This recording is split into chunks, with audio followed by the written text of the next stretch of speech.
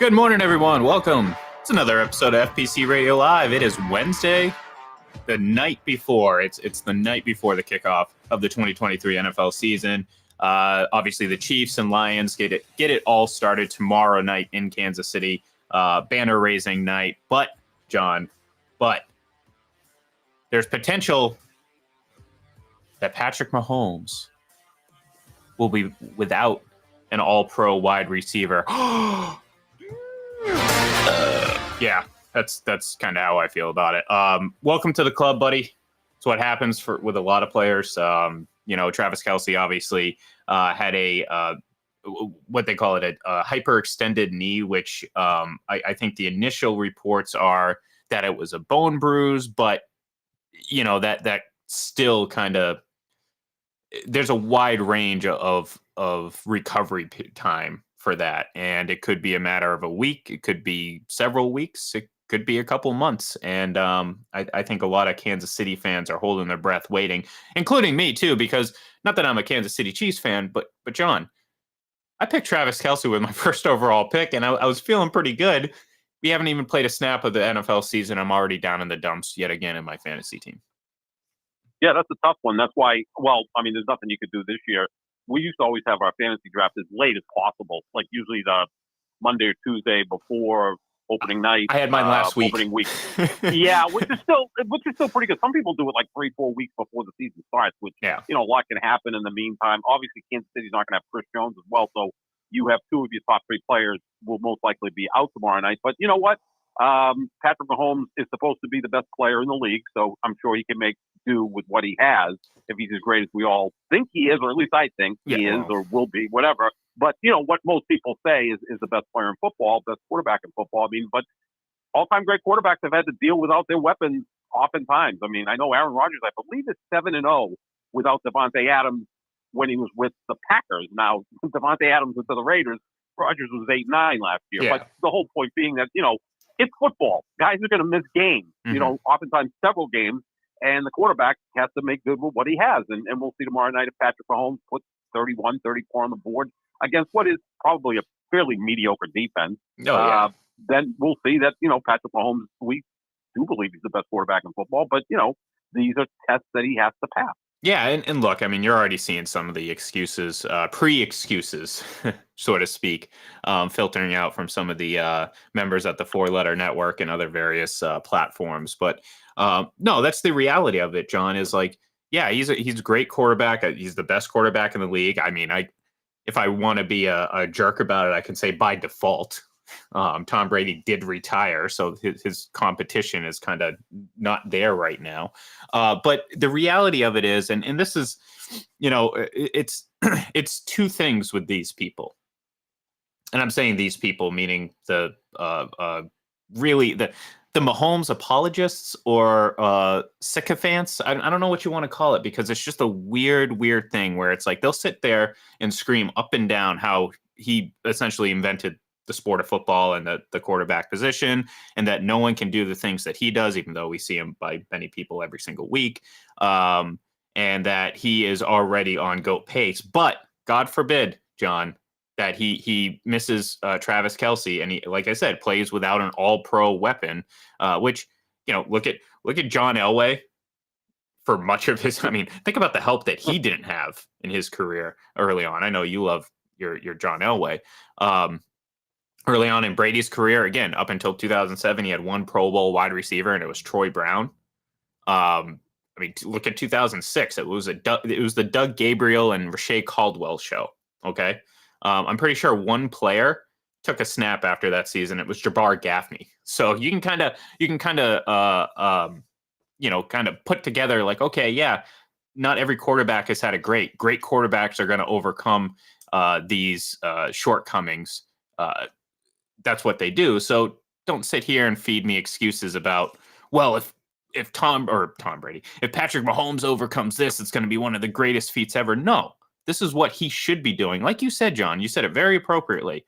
If he's this quarterback that everyone says he is, if he's this great quarterback that, is some people say there's a whole tier gap between him and the next guy, which I think is absurdly ridiculous to say, because I don't believe that at all. I think he is the best quarterback in the league, but to say there's this monumental gap, again, it's if you really listen and pay attention to these people, it's all hypocritical. I mean, they're contradicting each other at every turn, because it's the standard isn't the same for every quarterback.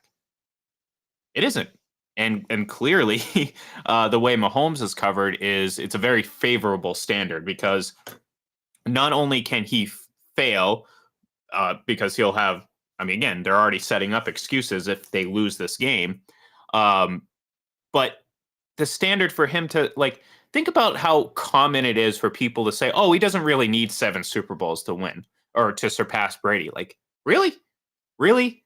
Like, I thought setting the bar, John, was setting the bar, not setting the bar so someone can that can achieve less and still overcut. That doesn't work. If you set the bar, it means, well, guess what?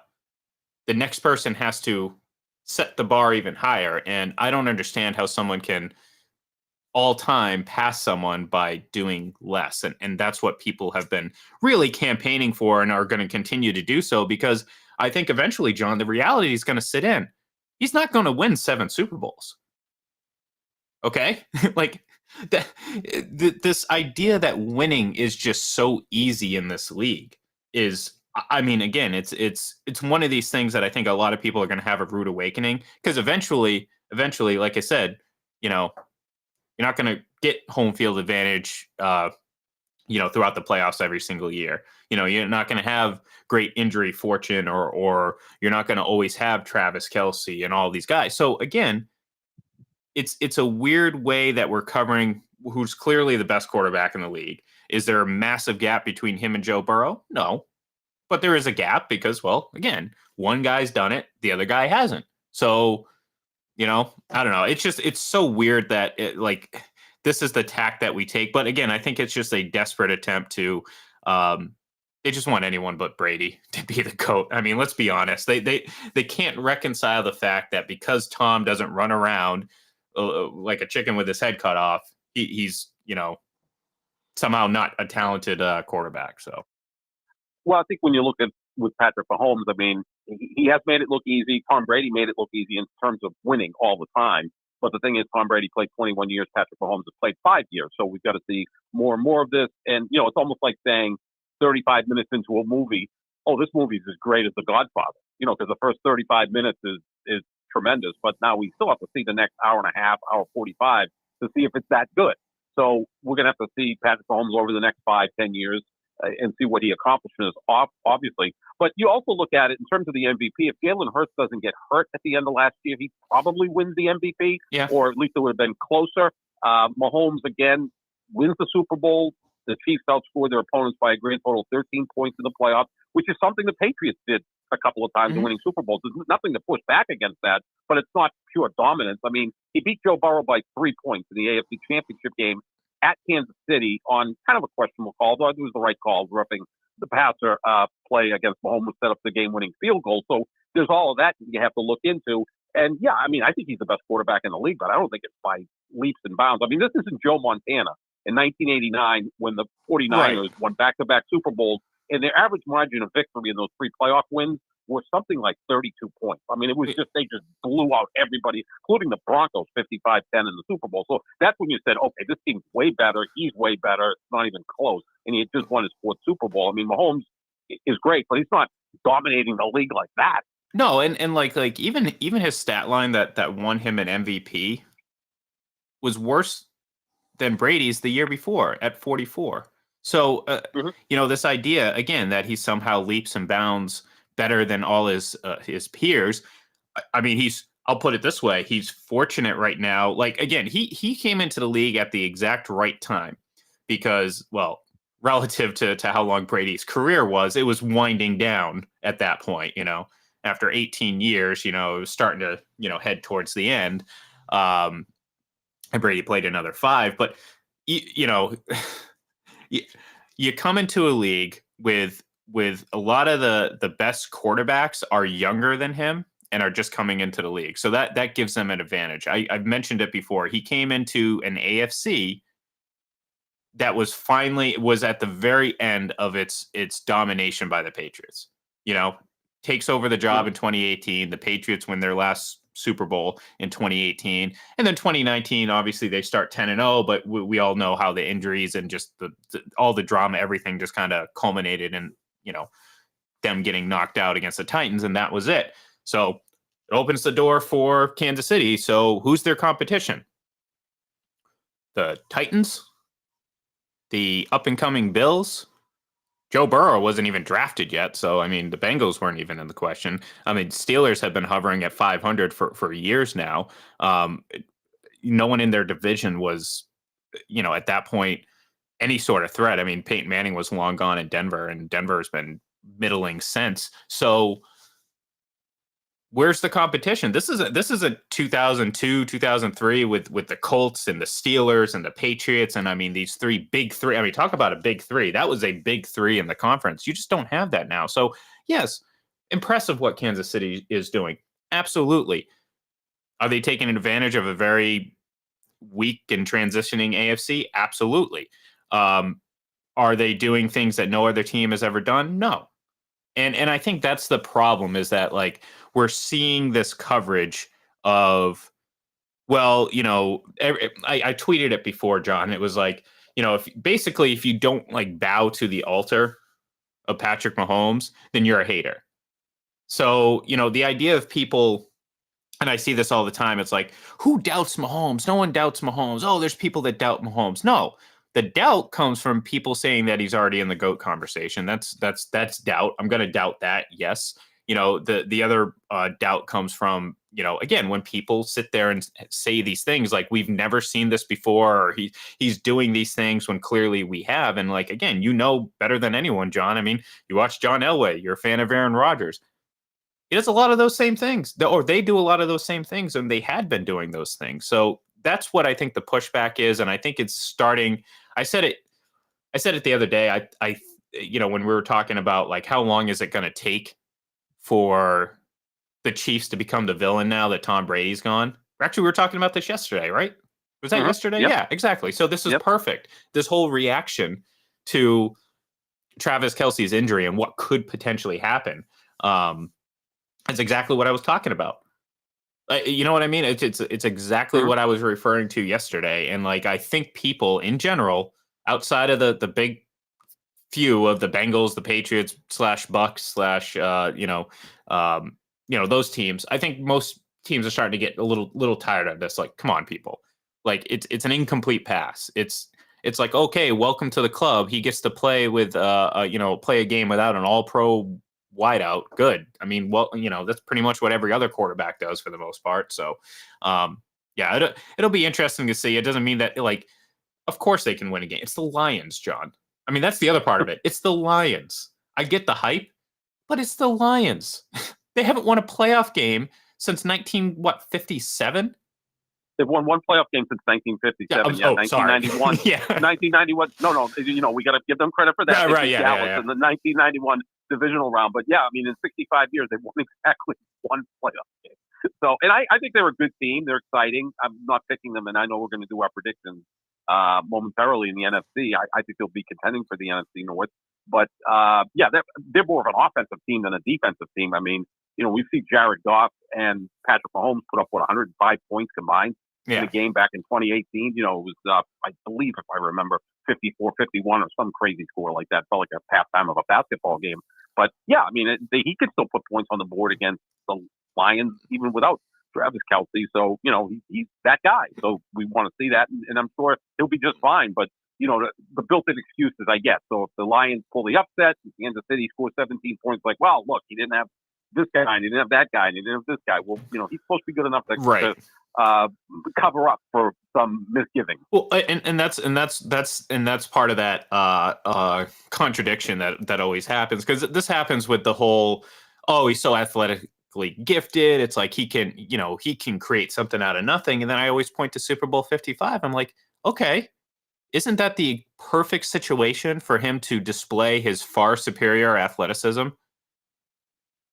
Oh no, they lost 31-9 because, well, it didn't matter. So that's why I always chuckle when it's like, oh look, he can run, scramble. I'm like, I don't care. Give me an elite pocket passer over a scrambling quarterback every single day, because it's just I'd much rather have that, and I think it's more of an advantage. But anyways, I don't want to get too too down a rabbit hole. We've already spent 15 minutes on this subject, but I do want to talk about the NFC, and we're going to pick our, the few divisions here in just a moment, and we're going to start, probably in the more intriguing division, and that would be, of course, the NFC South. No, just kidding. NFC East. The Eagles, obviously the defending NFC champions. This is a division that hasn't seen a repeat winner in quite some time. I think they do. Look, there's no reason for me to doubt the Eagles right now. I like their quarterback. I like their defense. I like their offense. And quite frankly, I have no faith in any of these other NFC East teams. Like, I think the Commanders could be pretty good, but I mean, that's about it. I mean, 8-9, 9-8, maybe that ballpark. The Cowboys are the Cowboys. I am greatly concerned about the number of turnovers Dak Prescott has thrown in his last handful of games. And, if you go out in week 1 and he turns the ball over a couple times, he's going to have to do quite a bit for him to regain any sort of trust in my eyes. So why would I count on the Cowboys? And then, I like the Giants. I think the Giants are going to play well, but I think at the end of the day, if we're picking anyone other than the Eagles right now, I think we're just overthinking it quite a bit, because I think they're well coached.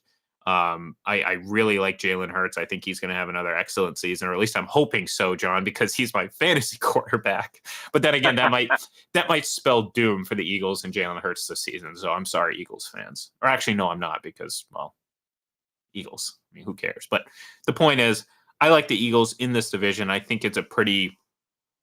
I think you're just overthinking it if you're trying to pick anyone else, because there's no reason really to pick any other team other than the fact that, well, this division hasn't seen a repeat winner, and generally it rotates every single year. So for me, the last time there was a repeat winner was the Eagles back in 2004. So it's been nearly 20 years since we've had a repeat winner, and I think that trend's going to continue. I'm picking the Dallas Cowboys to win the NFC East. I love their defense. I think it may be the best defense in football. They've got stars all over the place, not just on their helmets, but at every level of that defense. Their offensive line seems to be, buttoned up pretty much at this point. They've got some nice weapons. Again, it's going to fall on Dak Prescott. Is he going to be good enough? And I just think he had such a horrible year last year. He got injured early, came back maybe too soon, and wasn't quite right. I like Dallas to win this division. I think Philadelphia lost some talent, although they've added some to the draft and free agency, and they also lost their 2 coordinators. So I look at Dallas maybe stealing this division. Let's not forget, Dallas is tied with Buffalo for the second best record in the NFL the last 2 years. They have 24 regular season wins now. They've, underperformed in the playoffs for sure. But I go Dallas, Philadelphia, and then a sizable gap to the Giants and Washington.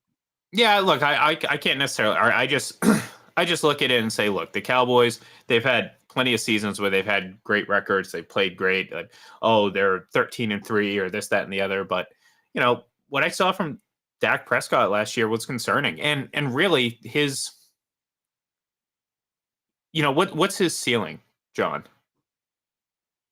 Dak. His ceiling is probably, I would say, I think top 10-ish quarterback, right? I was kind of putting him in that's not good enough to win in this league. I mean, it really isn't. I think it could be with that defense.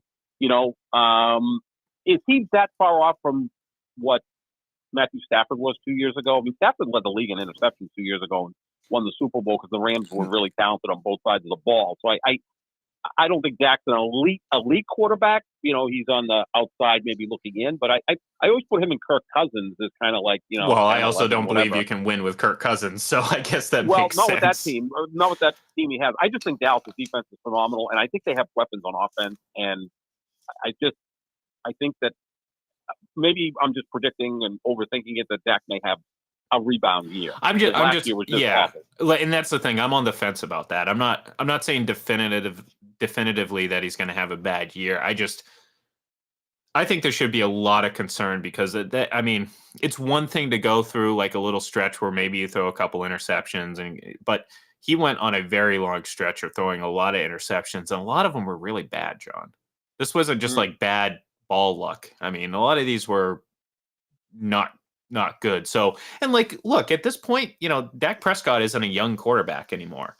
Eventually things have to move forward and connect. And I'm doubting that at this point. So that's where I stand. So right now, I think despite the losses, despite everything else, I think they have clearly the best quarterback in the league, that the Eagles and Jalen Hurts, or in the division.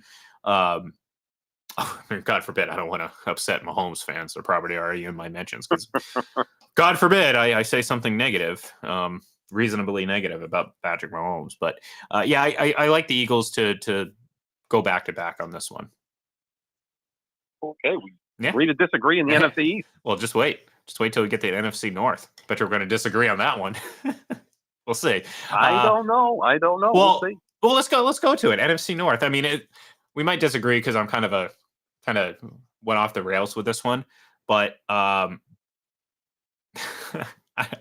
than maybe just trying to be different, I have the Chicago Bears winning the division. I think this NFC North division is going to be so upside down and just wacky.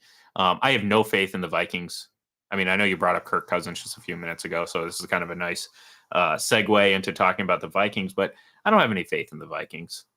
If they haven't done, they're not getting better in my opinion. So I think their opportunity passed them by. I like Jordan Love. I don't know if this Packers team is going to be good enough to win a lot of games with a young quarterback. They could do a lot of good things. Let's put it that way, John. I think they can do a lot of good things, and that's fine, especially when you have a young quarterback. I don't see them being the perennial division winner like they were the last couple years. And then the Lions, again, everyone's hyping the Lions, and I'm in a wait and see pattern with them because it's like, okay, great. They do great things on offense. They don't have a great defense. Are they going to pull it together? Who knows? Maybe this win, maybe a win on Thursday will be the catalyst for their run this season. Maybe not. Maybe they lose that game and it's just the same old Lions because, well, they did some cool things, but they still lost because, well, that's the Lions. So at the end of the day, I think Justin Fields is going to have a pretty good season. I'm not, what I mean? I'm not going to sit here and say he's going to make this massive leap, but I like the players around him. I think they have a pretty good defense. And you know what? It's the NFC North, John. I think it's going to be a division that's probably won by a team that wins 10 games. It could be, sure, yeah. Last year, we saw Jacksonville win the AFC South with 9 wins, Tampa win the NFC South with 8 wins. It can happen, and the division's just not that strong. There's always one team, pretty much every year, that goes from last to first. Jacksonville did it last year. They were 3-14 the year before, and then won the AFC South the following year. So there's always one last place team that surprises and wins the division. I don't think the Bears will do it this year. I'm going to go with Green Bay winning the division. I think their defense is really, really good. Offensively, their offensive line is always solid. They've got young wide receivers who are now in the second year. They've got a loaded backfield. And again, it's going to fall on Jordan Love. Is he going to be good enough to execute that offense and, win some close games? You look at Minnesota. They were 13-4 last year, 11-0 in one-score games. That's not going to happen again. That's going to reverse its way around. Maybe they'll be, 5-6 in one-score games. So obviously we'll see them win fewer games this year. So I'm going to go with Green Bay in first, Detroit in second. I think their offense is outstanding. The defense is somewhat questionable. A lot of high hopes for Detroit. Sometimes teams can underperform when there's a lot of expectations. I go Minnesota third, Chicago fourth. I almost picked Chicago to go third, Minnesota fourth. But again, I think you're right. This is going to be a jumbled division that when we head into December and into January, we're still going to question who's the best team. But I'll go with Green Bay this year because I really think their defense is outstanding. I sound like I'm talking from like 1983 here when I'm bringing up the Cowboys defense and the Packers defense. Yeah. I get that offense wins, but I think sometimes when it's close, those defensive teams can maybe steal some wins and get those teams over the top. Yeah, later we're going to talk some classic T formation sets and plays and stuff like that. So, so anyways, NFC South, and you kind of mentioned, the sub 500. I think another sub 500 team is going to win this division. And putting my hand over my eyes and moving my hand around a map, I landed on the Saints. I mean, I think this Bucks team is going to have they'll have a couple moments where like Baker Mayfield probably overachieves and, it plays some exciting football because he's certainly capable of doing that. It's just not sustainable, and it hasn't been sustainable. So I think you're going to get a few moments like that. But I think overall this Tampa team, I just have no faith in the head coach. You lose Brady, who I think, again, I think in hindsight, we might look back just kind of like we saw in that 2019 Patriots season, where like a lot of people were criticizing him for basically his stats. But the reality of it is, he held a lot of those issues at bay, and they were fortunate enough to make it to the playoffs. I think we saw that quite a bit last year, where it's like, I think most people sit there and say, finally Brady sucked. Well, he wasn't at his absolute peak, but I think they won a lot more than what they should have last year based on, who was running the ship and everything like that. Now, obviously, you replace Byron Leftwich in Tampa. I got to believe that's going to be an upgrade, or at least potential upgrade, because that offense game planning was just, it was atrocious, and certainly it's going to be a lot easier for teams to tee up on a quarterback that's not named Tom Brady when it's that predictable. But at the end of the day, I think Derek Carr's the best quarterback in the division, question mark. Like, I mean, we kind of have to pick one, I guess, of those four teams, and he has the most experience, I guess is the best way to put it. I don't know. I mean, but at the end of the day, I think 8 wins, maybe another 8 and 9 division winner in this NFC South. The Saints are going back to that great coach quarterback combination that the Raiders had in like 2014, which I think won them like 5 or 6 games. Dennis Allen and Derek Carr. So they're trying to catch lightning in a bottle in the NFC South. I'm going to go with the Atlanta Falcons. They've got to be a difficult team to prepare for because they run the ball so effectively, right? So they're almost like Navy, in college football, where they sometimes you go up against them and you're like not sure how to prepare against them. So I'm going to go with Atlanta. They can run the football. Some weapons on offense. Maybe Kyle Pitts steps up in his 3rd year as an elite tight end. Desmond Ridder, I think, is a nice quarterback. Not great, but in that division, that may be enough. So I go Atlanta, Carolina, New Orleans, and Tampa. And again, as far as Brady leaving Tampa, the last 2 times he didn't play in a season for a team that he played with the prior year, the team won 5 fewer games, right? So 2008 Patriots win 11 games once he gets injured in game 1. And then from 19 to 20, the Patriots go from 12 wins to 7 wins. So in that theory, Tampa's going to win 3 games this year. And maybe they end up with Caleb Williams next year with the first overall pick. So that wouldn't be a bad consolation prize. But yeah, I think this, again, division 9 wins is probably enough to win it. Yeah, and then like I said, I mean, there's just it'll make for exciting football, I think, because it'll be unpredictable every week, and each divisional matchup should have some pretty big implications. So, all right, the NFC West, the last division in this discussion. I think I think San Francisco is clearly the best team in that division. I don't think it's even really close. I think the Rams are in for a very, very long year.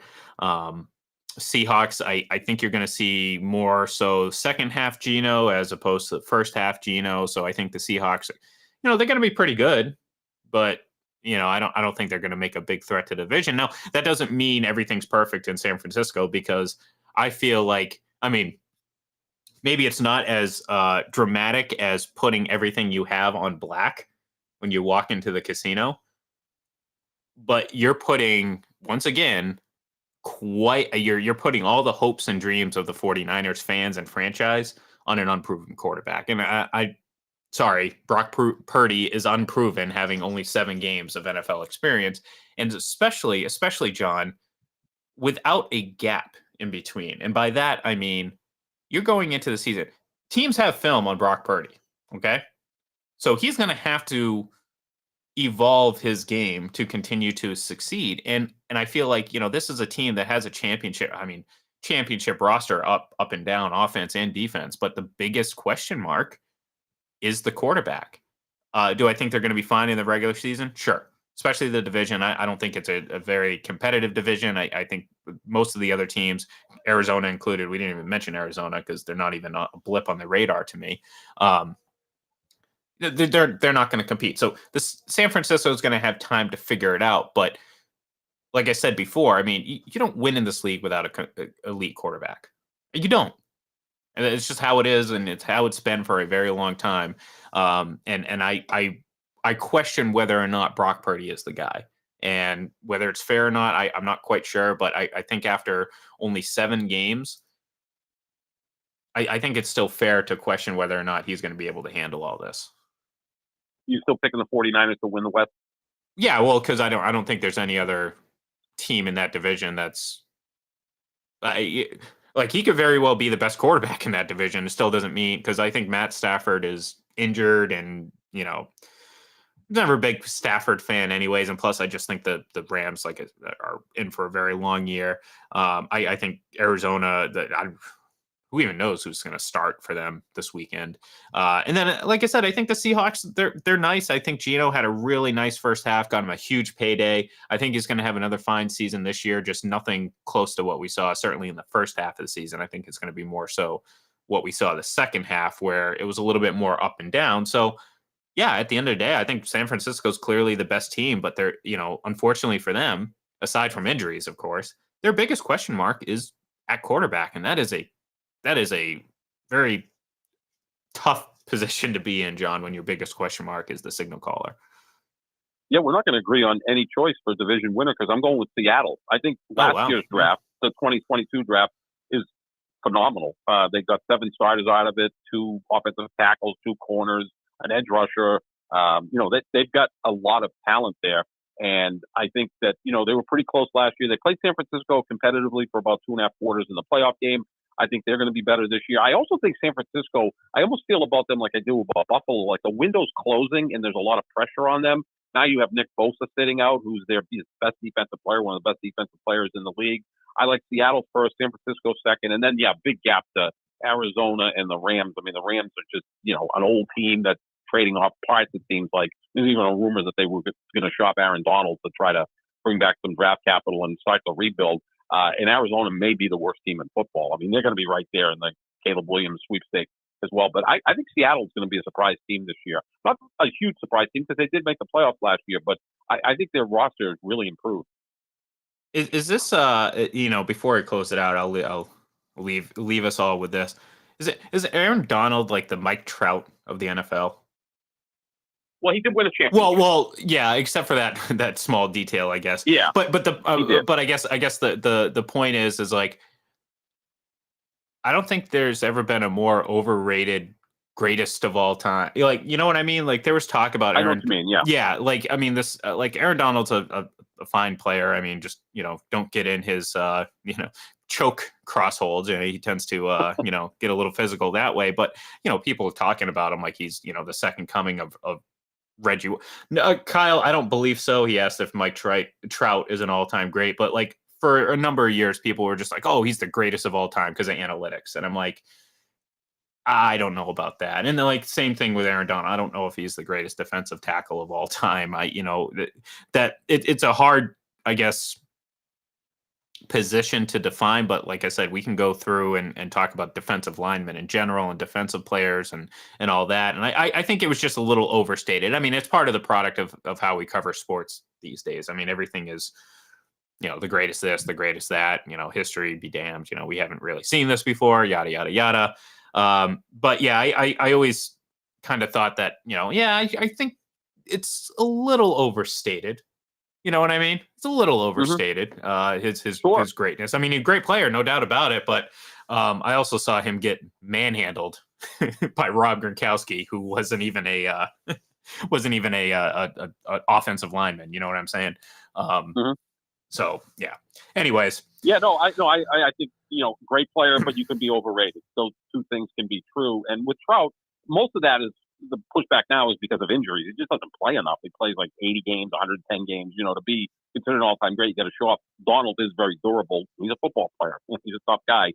But yeah, I agree with that. I think he's a great player, but slightly overrated. And to me, as far as I've watched football, Reggie White's the greatest defensive lineman because he could do everything. Yeah. He was like Aaron Donald, J.J. Watt, whoever else. He was that good.